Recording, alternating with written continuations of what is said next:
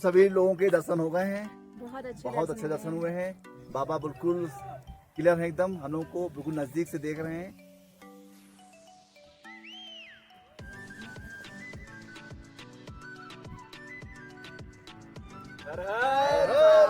Hello friends, welcome back. आप सभी का एक बार फिर से मेरे इस चैनल में स्वागत है।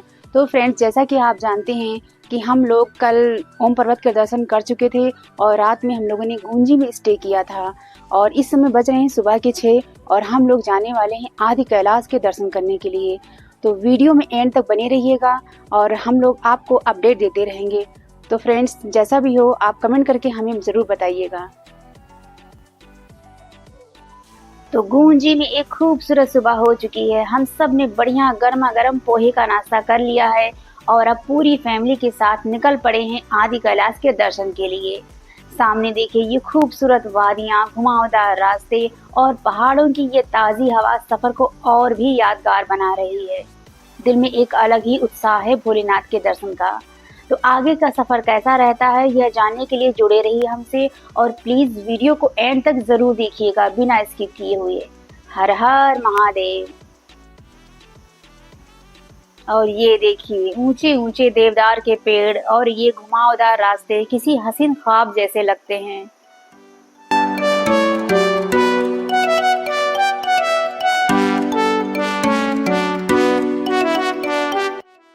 तो इस समय हम पहुंच चुके हैं नाबी गांव में। आप देख सकते हैं एक तरफ ऊंचे ऊंचे पहाड़ और दूसरी तरफ यहाँ की लोकल सेटलमेंट यानी कि छोटी सी इंसानी बस्ती दिखाई दे रही है। इन रास्तों पर ड्राइविंग करना किसी एडवेंचर से कम नहीं है। सड़क के किनारे पार्क की गई गाड़ियाँ और पहाड़ी ढलानों पर बने ये घर यहाँ की लाइफ का एक अहम हिस्सा है। आप देख सकते हैं कि इस कर्व के बाद सामने पूरा गाँव नजर आ रहा है। यहाँ छोटे छोटे घर और दुकानें इस माउंटेन लैंडस्केप को और भी खूबसूरत बना रहे हैं। और देखिए सूरज की रोशनी इन पहाड़ों के पीक्स को छू रही है जो इस पूरे व्यू को और भी आकर्षक बना रही है।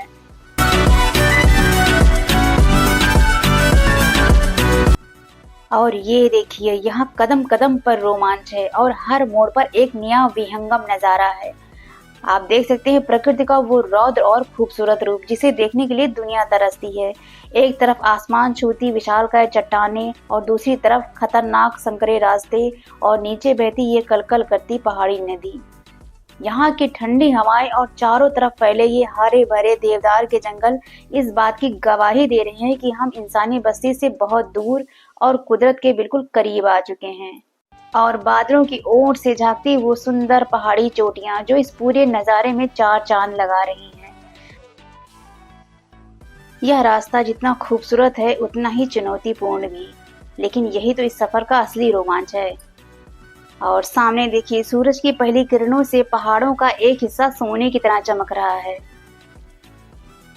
और ये नीला पुल जो दिख रहा है इसे देखकर ऐसा लगता है मानो हम सीधे किसी हॉलीवुड मूवी के सीन में एंटर कर रहे हैं।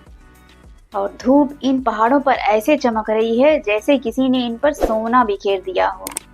और भाई सीधे रास्ते का मजा नहीं है, यहाँ देखो तीखा मोड़ है। धूप और छांव का अनूठा खेल अभी भी जारी है।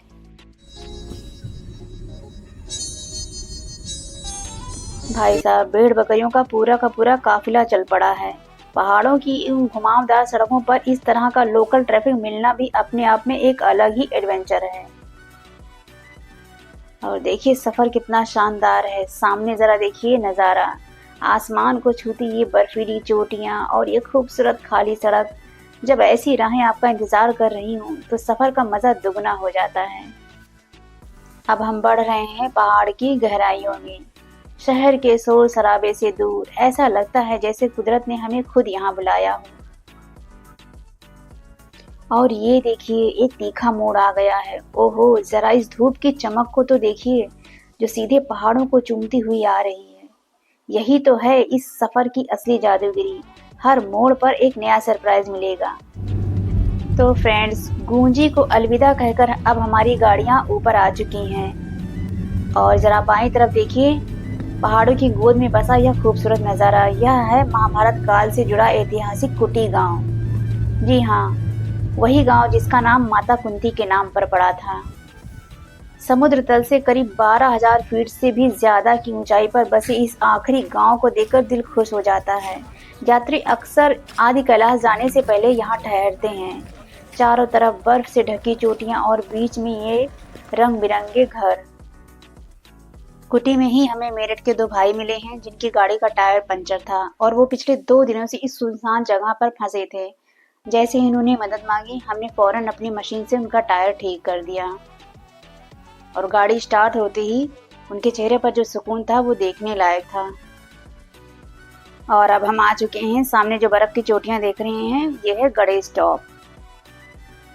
और बाबा आदि कैलाश की ये दिव्य चोटी अब बिल्कुल हमारे एकदम करीब है। ऐसा लग रहा है मानो हम बादलों के देश में आ गए हों। बहुत जल्दी ही हम लोग वहां पहुंचने वाले हैं। तो फाइनली हम लोग पहुंच चुके हैं बाबा आदि कैलाश के धाम। कभी कभी जिंदगी में कुछ ऐसे पल आते हैं जब शब्द छोटे पड़ जाते हैं और आंखें नम हो जाती हैं। आज वो दिन आ गया है। सारे उबड़ खाबड़ रास्तों के दर्द, थकान इस एक नज़ारे को देखते ही पल भर में काफूर हो गई है। हम सभी लोगों के दर्शन हो गए हैं, बहुत अच्छे दर्शन हुए हैं। बाबा बिल्कुल क्लियर है एकदम, हम लोग को बिल्कुल नजदीक से देख रहे हैं। तो हम आखिरकार पहुंच चुके हैं बाबा आदि कैलाश के पावन चरणों में।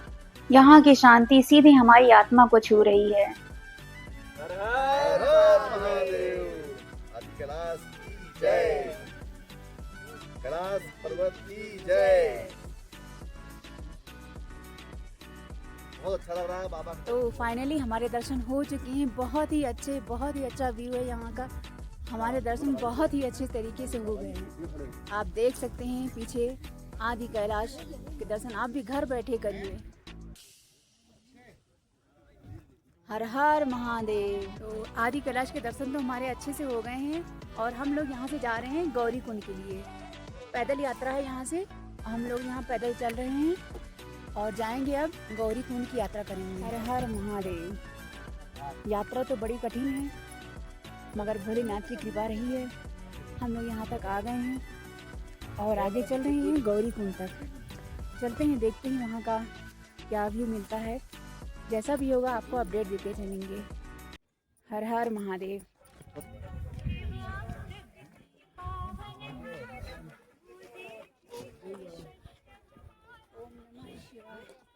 ओम नमः शिवाय, ओम नमः शिवाय, ओम नमः। पवित्र और भव्य आदि कैलाश के अद्भुत दर्शन करने के बाद अब हमारी यात्रा बढ़ चली है एक और पावन स्थली की ओर।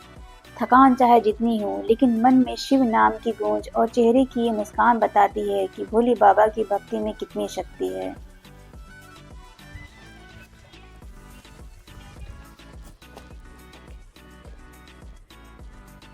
पैदल ट्रैकिंग है, मजेदार है। इस खूबसूरत और पथरीले रास्ते से होते हुए हम सब पूरी श्रद्धा के साथ जा रहे हैं माता पार्वती के पार्वती कुंड के दर्शन करने।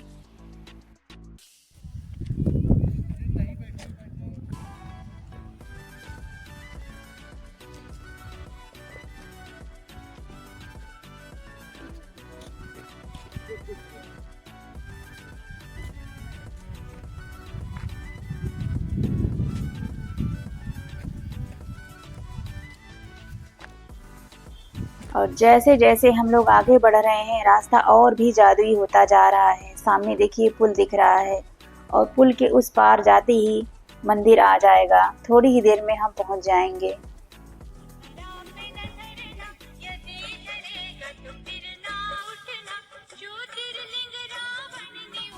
मम्मी कैसा लग रहा है आपको? थकान वाली यात्रा तो है ही मगर अच्छा भी लग रहा है।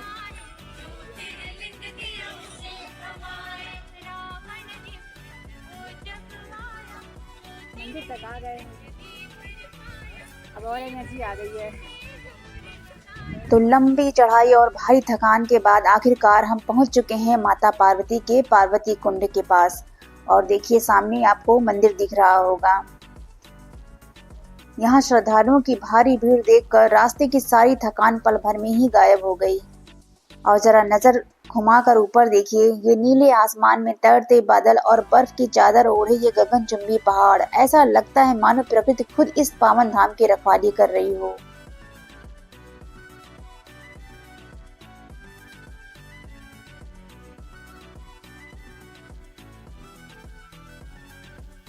यहाँ जितने भी श्रद्धालु आए हुए हैं पूरी श्रद्धा के साथ वो एक एक करके सारी घंटियां बजा रहे हैं, मानो घर परिवार की खुशहाली के लिए सीधे माता पार्वती और भोले बाबा से आशीर्वाद मांग रहे हों। माता रानी सबकी मनोकामना पूरी करे। उत्तराखंड के पिथौरागढ़ जिले में लगभग 14,000 फीट से भी ज्यादा की ऊंचाई पर स्थित यह पार्वती कुंड सिर्फ घूमने की जगह नहीं है, बल्कि करोड़ों लोगों की आस्था का केंद्र है। पौराणिक मान्यताओं के अनुसार यही वो पवित्र स्थान है जहां माता पार्वती ने भगवान शिव को पाने के लिए कठोर तपस्या की थी।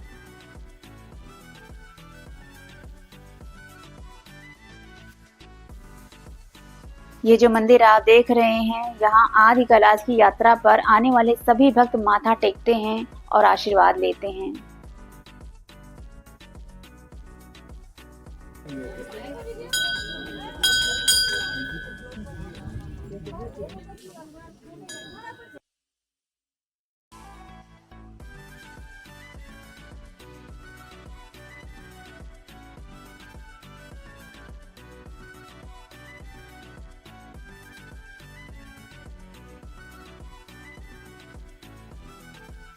आदि कैलाश के चरणों में स्थित इस पार्वती कुंड को स्थानीय लोग और भक्त बेहद पवित्र मानते हैं। माना जाता है कि माता पार्वती इसी कुंड में स्नान किया करती थी।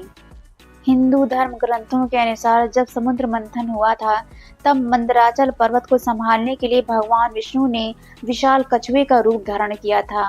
मान्यता है कि आदि कैलाश और पार्वती कुंड के इस पावन क्षेत्र में स्थित यह कछुआ शिला साक्षात भगवान विष्णु के उसी कूर्म अवतार का प्रतीक है। जैसे कूर्म अवतार ने मंदराचल पर्वत को अपनी पीठ पर थामा था, वैसे ही श्रद्धालु मानते हैं कि यह पवित्र शिला इस पूरे हिमालयी क्षेत्र और आदि कैलाश पर्वत के आधार के रूप में यहाँ विराजमान है। इसीलिए यहाँ शिव भक्ति के साथ साथ इस कूर्म शिला की भी विशेष पूजा की जाती है। कछुए को सनातन धर्म में सुख, समृद्धि, धैर्य और लंबी आयु का प्रतीक माना जाता है। पार्वती कुंड के किनारे इस प्राकृतिक कछुआ रूपी शिला की पूजा करने से जीवन में स्थिरता आती है और सभी बाधाएं दूर होती हैं। बर्फीली हवाओं के बीच जब आप इस पवित्र जल को छूते हैं तो रास्ते की सारी थकान एक पल में गायब हो जाती है। मान्यता है कि माता पार्वती ने इसी कुंड के किनारे बैठकर महादेव के लिए तपस्या की थी और आज यहाँ खड़े होकर उस सकारात्मक ऊर्जा को महसूस किया जा सकता है। जब आप प्रकृति के इतने करीब आते हैं तो शब्द कम और महसूस करने के लिए एहसास ज्यादा हो जाते हैं।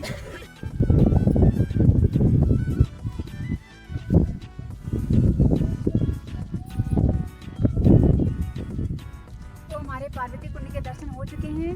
अब हम लोग जा रहे हैं गौरी कुंड के दर्शन करने। हर हर महादेव।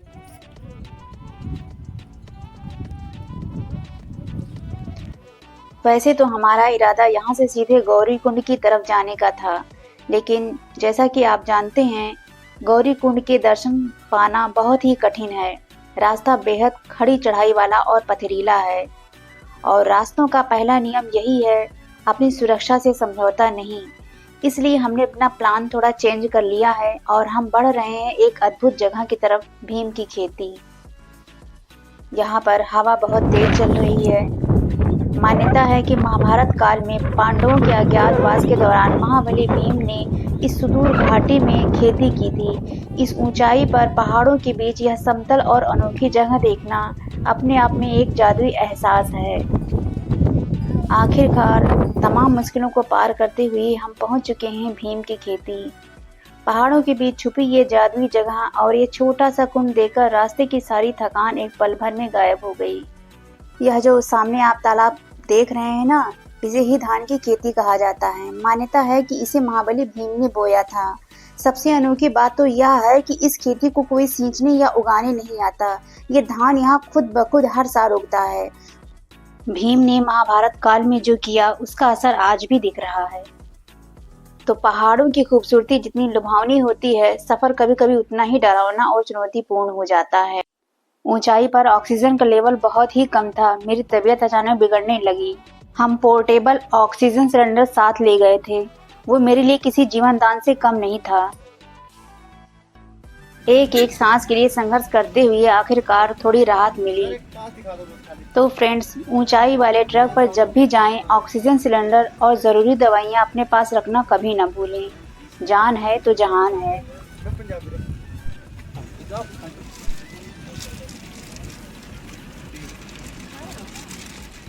तो फ्रेंड्स, अभी का अपडेट ये है कि हम लोग ट्रैकिंग करने के बाद जैसे ही नीचे उतरे, मेरी तबीयत ज़्यादा ख़राब हो गई। ऑक्सीजन लेवल कम हो गया था तो तबीयत ज़्यादा ख़राब हो गई। फिर फ़ौरन हम लोग वहाँ से निकल आए और वहाँ से हम लोग आ गए हैं अब पिथौरागढ़ में, और यहीं पर हम लोगों ने रूम ले लिया है और यहीं से सुबह ही मॉर्निंग में ही हम लोग लखनऊ के लिए रवाना हो जाएंगे। तो हम लोग फ़िलहाल यहीं स्टे किए हुए हैं। सुबह हम लोग मॉर्निंग में यहाँ से लखनऊ के लिए निकल जाएंगे। तो फ्रेंड्स, वीडियो अगर पसंद आ रहा हो हमारा तो वीडियो को लाइक, शेयर और सब्सक्राइब करना बिल्कुल मत भूलिएगा। मिलते हैं जल्द ही एक और नए रोमांचक ब्लॉग के साथ। तब तक के लिए हमें आज्ञा दीजिए। जय भोलेनाथ।